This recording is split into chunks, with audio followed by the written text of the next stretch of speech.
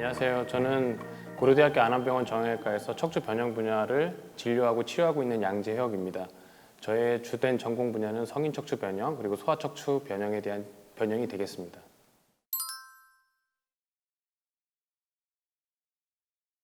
척추가 옆으로 봤을 때 옆으로 S자 형태로 휘는 형태의 변형을 보이는 질환을 말하고요. 3차원적인 회전 변형이 생기면서 정면으로 봤을 때 S자 모양으로 변형이 발생하게 되는 질환입니다.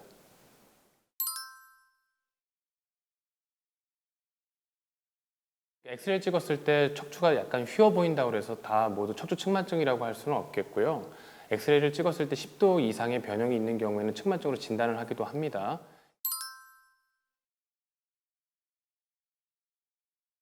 기능성 척추 측만증, 쉽게 자세성 척추 측만증이라고도 하고요. 그 다음에 구조적 척추 측만증이라고 해서 진성 척추 측만증이 또 있습니다. 자세성 척추 측만증은 척추뼈 자체가 이상이 있어서 휘어서 발생하는 것이 아니라 요통이라든지 척추관 협착증이라든지 신경통이 발생해가지고 허리가 휘게 될 때도 우리가 척추 측만증이라고 말하게 되고, 그때 발생하는 척추 측만증은 2차적으로 발생하는 자세성 척추 측만증이라고 합니다. 구조성 척추 측만증은 이제 척추뼈나 아니면은 이제 뭐 신경 자체의 진성 이상, 그러니까 뭔가 구조적인 이상이 있어서 발생하는 측만증을 얘기하고요. 가장 많은 것은 특발성 척추 측만증, 전체 척추 측만증의 80% 이상이 있고, 그 이외에 선천성 척추 측만증이라서 척추뼈 자체가 잘못 형성돼서 발생하는 것, 그리고 신경 섬유종이라 해서 신경 자체에 변성이 생겨서 발생하는 척추 측만증 등이 있겠습니다.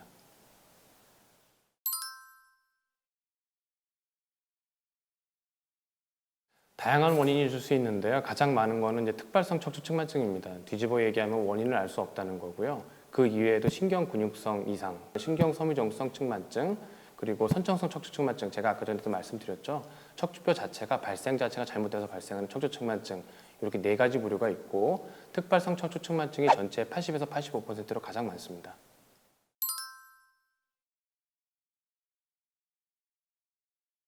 예, 제가 아까 전에 한 4종류의 척추 측만증을 설명을 드렸는데요.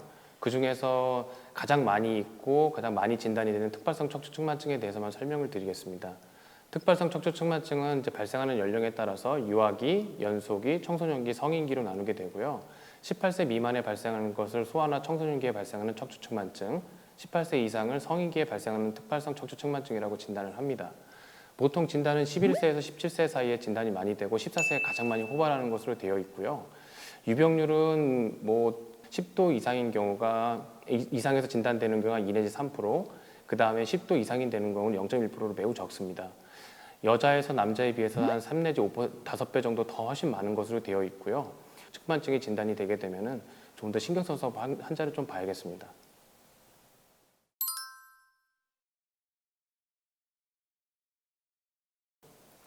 외형적으로 첫째 진단을 할 수가 있습니다. 외형적으로 발생할 수 있는 특징점으로는 어깨가 약간 기울어질 수가 있고, 그 다음에 가슴이 짝가슴이처럼 보이게 될 수가 있고요. 등에 날개뼈가 튀어나오는 경우가 있고, 그 다음에 옆구리가 좀 휘어 보인다고 해서 이제 부모님들이 환아들을 이제 데리고 오는 경우가 있습니다. 그러니까 의심되는 환자나 학생을 앞으로 한번 숙여보라고 했을 때 등이 볼록 튀어나오는 소근이 보이게 되면은 척추 측만증이라고 의심을 해볼 수는 있겠습니다.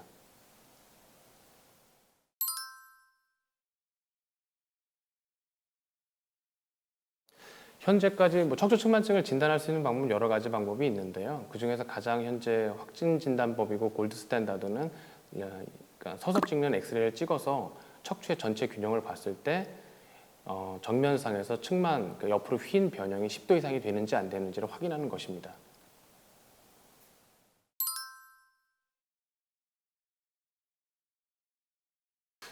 척추 측만증은 이제 증상이 없는 게 특징입니다. 그러니까 조용히 발생하고 그다음에 있는지 없는지 있다가 가는 경우가 이제 대부분이기도 하는데요. 척추 측만증이 조기에 진단되지 않거나 적절히 치료를 받지 않고 각도가 많이 진행하게 되면 그 척추 안에 있는 장기들, 대표적인 장기가 이제 심장이나 폐 같은 걸 눌러서 심기능이나 폐기능 저하가 발생할 수 있고, 더 진행하게 되면 이제 장기의 기능 자체가 떨어지기 때문에 장기 부전이 발생할 수 있는 문제점이 있을 수도 있습니다.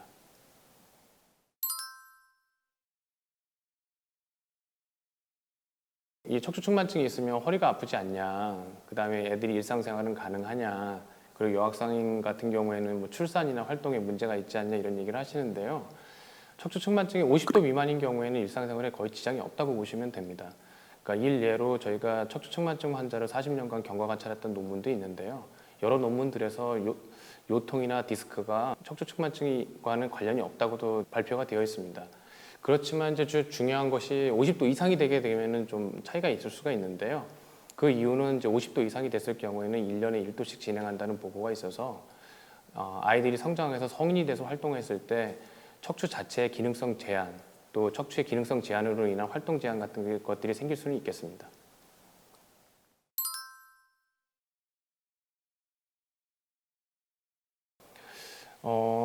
제가 생각할 때는 일부는 영향을 준다고도 생각합니다. 이제 어머니들이 제일 걱정하시는 게 키가 안 큰다는 건데요.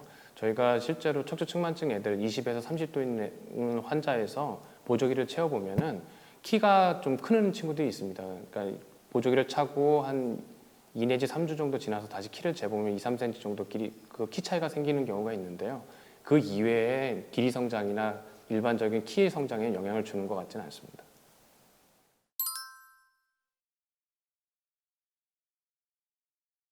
예, 좋은 질문 감사합니다. 근데 이게 왜 중요하냐면 척추측만증이 이제 조용한 암살자 같은 건데요. 조기에 확인해서 우리가 치료를 하지 않게 되면은 측만각이 저희가 일반적인 수술적 치료를 반드시 해야 될 만큼 진행하는 경우가 왕왕 있다는 것입니다. 그리고 그 적절한 시점에서 관리를 하지 않게 되면은 이 아이가 이제 일상생활을 하거나 성인에서 생활을 하게 될 때 기능에 제한이 발생할 수가 있기 때문에 좀 적극적으로 확인하고 확인이 됐다면 적극적인 치료를 해야지 성인이 돼서도 문제없이 일상생활을 할 수가 있게 되겠습니다.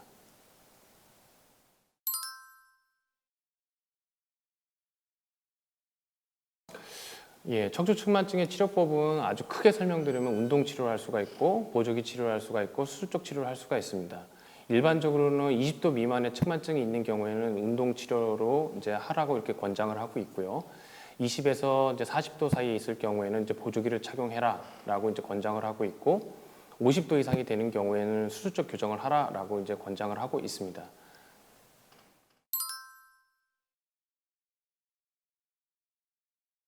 특발성 척추측만증은 소아가 그러니까 성장기가 남아있을 때, 즉 성장의 여력이 있을 때만 측만이 진행한다라는 게 특징적이게 되겠습니다. 그러니까 측만증 하나가 다 커서 성인이 돼가지고 더 이상 길이 성장, 그 키가 크지 않게 된다면은 측만증이 발생할 가능성은 높지는 않습니다. 거의 없다고 보셔도 되는데요. 최근에 이제 기대 연명이 늘어나면서 나이에 따라 가지고 뼈 사이에 있는 추간판이 퇴행되면서 발생하는 퇴행성 척추 측만증이 대두되고 있습니다. 이런 걸 감안한다면 어렸을 때 특발성 척추 측만증이 있었던 환아들이 나중에 어른이 된다면은 그 디스크의 퇴행성 변화가 동반되면서 측만증이 일부 진행할 수도 있겠습니다.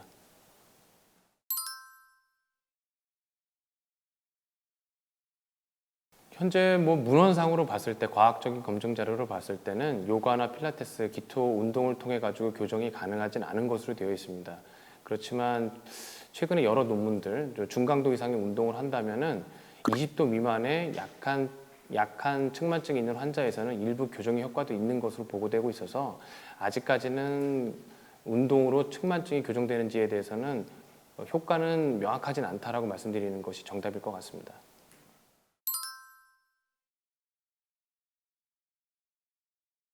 척추 측만증이 왜 발생하는지를 현재 정확히 모르기 때문에요.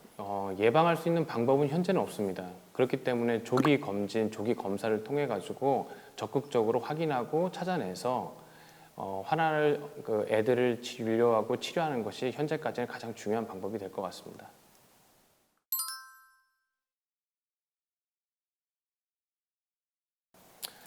어린 나이에 척추측만증이 발생하는 경우에는요, 과장된 광고나 허가되지 않은 교정치료 등의 많은 경제적 손실을 보는 분들이 있습니다. 손으로 해서 교정하는 도수치료, 그 다음에 견인치료, 마사지 받고 침치료, 뜸치료 이런 거 하시거든요.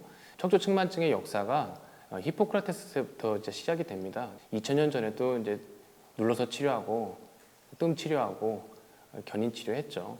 그러니까 2000년 전에 치료를 지속할 수는 없을 것 같고요.